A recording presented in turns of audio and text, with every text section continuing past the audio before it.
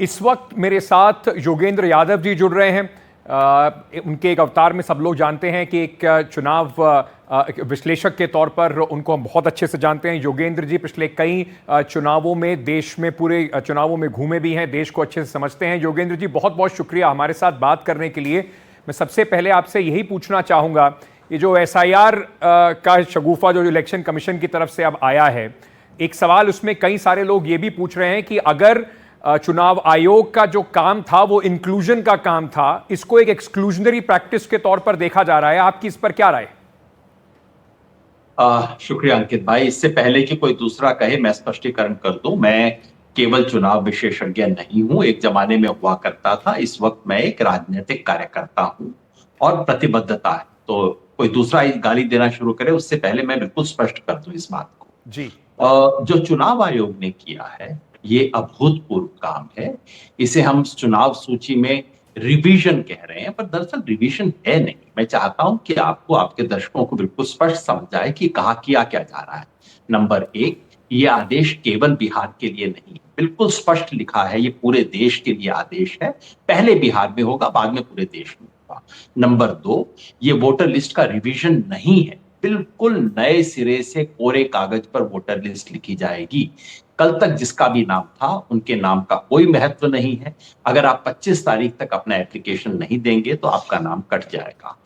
ये अभूतपूर्व इसलिए है अंकित भाई कि पहली बार देश के इतिहास में ये जिम्मेदारी वोटर के सर पे डाली जा रही है कि तुम अपना नाम वोटर लिस्ट में शामिल करवाओ। ऐसा अमेरिका में होता है। अमेरिका में रजिस्ट्रेशन की जिम्मेवारी वोटर पे है, नहीं करवाया तो ना सही, वहां केवल 100 में से 60-65 लोग वोट डाल सकते हैं। भारत ने ब्रिटेन वाला सिस्टम अपनाया जिसमें शुरू से हमारे यहां रजिस्ट्रेशन का सिस्टम नहीं है, एनरोलमेंट का सिस्टम है। मतलब कि जिम्मेवारी सरकार की, चुनाव अधिकारियों की, चुनाव आयोग की है कि हर एलिजिबल व्यक्ति का नाम हर हालत में आए। इसे कहते हैं यूनिवर्सल एडल्ट फ्रेंचाइज। हमारे यहां वो उस सिस्टम है। पिछले 75 साल से चुनाव आयोग की बार बार कोशिश थी कि भाई एक भी व्यक्ति ना छूट जाए। जो व्यक्ति सड़क फुटपाथ पे सोता है, उसके पास कुछ भी ना हो लेकिन वोट का अधिकार उसे होना चाहिए। जो सेक्स वर्कर्स हैं उनको अधिकार होना चाहिए, जो ट्रांसजेंडर है उनको अधिकार होना चाहिए। तो 75 साल तक हम एक सड़क पे चल रहे थे कि मैक्सिमम हर व्यक्ति को हमें शामिल करना है, जो लोकतंत्र की स्पिरिट है कि और कुछ हो ना हो आपको वोट देने का अधिकार तो भाई होना चाहिए। अब पहली बार उस 75 साल की सड़क को छोड़ के अब हम उल्टा चलते हैं कि भाई तुम दिखाओ तुम्हें क्यों होना चाहिए, तुम साबित करो। पहली बार ये हो रहा है। दूसरा, पहली बार वोटर से, सभी वोटर से डॉक्यूमेंट मांगे जा रहे हैं। याद रखिए, बिहार के 8 करोड़ में से 8 करोड़ को एक फॉर्म देना पड़ेगा। किसी को छूट नहीं है फॉर्म न देने। केवल छूट इतनी है कि अगर आपका 2003 की लिस्ट में नाम था तो आपका जन्म प्रमाण पत्र वगैरह आपको नहीं देना पड़ेगा। आप 2003 की लिस्ट की फोटोकॉपी लगा दीजिए, बस इतनी छूट है, बाकी हर एक को देना पड़ेगा। पहली बार ऐसा हो रहा है जिसका परिणाम बिल्कुल स्पष्ट है अंकित भाई। आप जानते हैं, मैं कह रहा हूं, कोई भी व्यक्ति बिहार जो जानता है वो जानता है। और आप मेरी बात न मानिए, आप अपने पत्रकार को कल बिहार के किसी एक गांव में भेज दीजिए अंकित, मैं चैलेंज करके कह रहा हूं। आप बीजेपी वालों को फोन कर लेना और उनसे कहना कि भाई तुम अपनी पसंद का एक गांव बता दो, और उस गांव में आप भेज के देख लीजिए। और अगर आपको उस गांव के अंदर मिल जाए सब लोग कहते हुए कि हाँ हर व्यक्ति के पास ऐसा सर्टिफिकेट हो सकता है जो चुनाव आयोग मान रहा है, तो मैं कल आके आपके प्रोग्राम पे सैल्यूट कर दूंगा चुनाव आयोग को। सच बात यह है कि बिहार के 50% लोगों के पास भी वो सर्टिफिकेट नहीं है जो चुनाव आयोग मांग रहा, जिसका क्या मतलब, ये लोगों का डिसएनफ्रेंचाइजमेंट करने की कोशिश है। नियत जो भी हो, मैं नियत पे नहीं जाता, इसका परिणाम यही होगा। अगर इस आदेश को, जैसा आदेश जारी किया गया था, लागू किया गया तो बिहार के कम से कम 50% लोग जो कि 40 साल से कम के हैं, वो लोग, उनमें से आधे लोग डिसएनफ्रेंचाइज हो जाएंगे। इसीलिए मैंने भी सुप्रीम कोर्ट में इसको चैलेंज किया है, एडीआर ने किया है, पीयूसीएल ने किया है, तमाम पार्टियों ने किया है और हर भारतीय करेगा। और अब बदहवासी के अंदर चुनाव आयोग हर रोज अपने आदेशों को बदल रहा है। हकीकत ये है, ये असंवैधानिक है, असंभव। योगेंद्र जी, मैं आपसे क्योंकि मैं एक एक करके उस पर कोई कई सवाल उठते हैं उस पर आऊंगा, लेकिन मैं एक सबसे पहला सवाल आपसे इसमें यह भी पूछना चाहूंगा कि एक तर्क ये दिया जा रहा है कि देखिए बहुत सारे रोहिंग्या होंगे, बांग्लादेशी होंगे, ऐसे लोग हैं जिनको वहां पर बसा दिया गया या वहां पर रहते हैं जो अनवांटेड एलिमेंट्स हैं, जिनके पास देश की नागरिकता भी नहीं है। ऐसे लोगों को वीड आउट करने के लिए यह प्रोसेस किया गया है। इस जो तर्क पर आपका क्या जवाब है? दो उत्तर। पहला तो ये कि सन 2024 के आखिर में बिहार में वोटर लिस्ट का रिवीजन हुआ। सभी पार्टियों को ऐतराज करने का मौका था, बीजेपी को भी मौका था, और बीजेपी को तो हर चीज में रोहिंग्या नजर आते हैं, बीजेपी को तो हर चीज में बांग्लादेशी नजर आते हैं, आजकल आपकी चैनल को भी नजर आने लग गए हैं। मैं उनको कहता हूं, क्या बीजेपी ने कोई ऐतराज किया? मुझे लिख के दिखा दीजिए, बीजेपी ने इस वोटर लिस्ट में सन दिसंबर 2024 की वोटर लिस्ट में बीजेपी ने कितने ऐतराज किए कि कितने नाम थे जो कि बांग्लादेशी और रोहिंग्या थे? सीधी बात, बिहार का कोई भी व्यक्ति जानता है, बिहार का बॉर्डर यदि किसी देश से मिलता है तो वो नेपाल है, जिसके बारे में कई बार खबरें आती हैं कि नेपाल का आदमी आया और यहां पे एमएलए का इलेक्शन लड़ गया। ये सब बातें नेपाल से होती हैं। बांग्लादेशी रोहिंग्या तो इनकी इमेजिनेशन में रहते हैं। और दूसरी बात यह है, मान लीजिए कुछ इलाका है जहां पे आपको शिकायत है, कोई विदेशी रहते हैं, विदेशी चाहे नेपाली हिंदू हो, चाहे बांग्लादेशी मुसलमान हो, चाहे कहीं फिनलैंड से आया हो, न्यूजीलैंड से आया हो, उसको भारत का वोटर नहीं होना चाहिए जी। चुनाव आयोग क्या कर सकता है?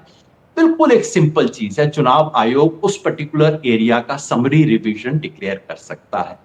उस एरिया में चुनाव आयोग चाहे तो 5 तहसील में 4 जिलों के अंदर स्पेशल रिवीजन करवा सकता है, या चुनाव आयोग चाहता तो सिंपली इतना कर सकता था कि भाई हमने वैसे तो दिसंबर के महीने में पूरी वोटर लिस्ट का रिवीजन किया है, 6 लाख नाम जोड़े हैं, 1 लाख के से कम नाम कटे हैं, मगर फिर भी शक की गुंजाइश, ऐसा करते हैं इस 1 महीने में फिर रिवीजन कर देते हैं, समरी रिवीजन। ये नए सिरे से हम कोरे कागज पे वोटर लिस्ट लिखना शुरू करेंगे, इसकी रिक्वायरमेंट कहां से आई, मुझे कोई भी समझा दे। एक सवाल ये भी है योगेंद्र जी, पहले ये कहा जा रहा था कि जब आधार कार्ड आपका बन जाएगा, ये सारे कार्ड को, सारी आइडेंटिफिकेशन की जरूरतों को खत्म करने वाला एक कार्ड था कि अगर आपके पास है तो देश में ये सबसे मान लिया जाएगा कि ये आपकी आइडेंटिटी जो है वो आधार कार्ड से प्रूव हो जाएगी।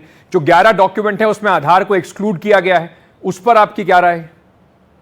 अब ये तो प्रश्न आपको चुनाव आयोग से पूछना चाहिए, मेरे सवालों का तो जवाब नहीं देते हैं, लेकिन हो सकता है आपके सवाल का वो जवाब दे दें। देखिए, इस देश में किसी भी व्यक्ति से आप पूछिए, आप आइडेंटिटी का प्रूफ लाइए, वो 4 प्रूफ आपको मोटे तौर पे बताता है। आप कहीं भी साधारण व्यक्ति से पूछ लीजिए, मेरी बात मत मानिए, आप कहीं पे एनडीटीवी के दफ्तर से बाहर निकलिए, रिक्शे वाले से पूछ लीजिए, पहला वो दिखाएगा बाबूजी आधार मेरे पास। जरा घर जाएंगे तो वो कहेगा वो चुनाव आयोग का फोटो वाला कार्ड भी है मेरे पास, जिसको एपिक कार्ड बोला जाता है, चुनाव आयोग का अपना दिया हुआ कार्ड। नंबर 3, साधारण व्यक्ति कहता है राशन कार्ड है साहब हमारे पास, ठीक है ना। और चौथा, अगर आप गांव में जाएंगे तो वो आपको कहेगा कि मेरे पास मनरेगा का जॉब कार्ड है।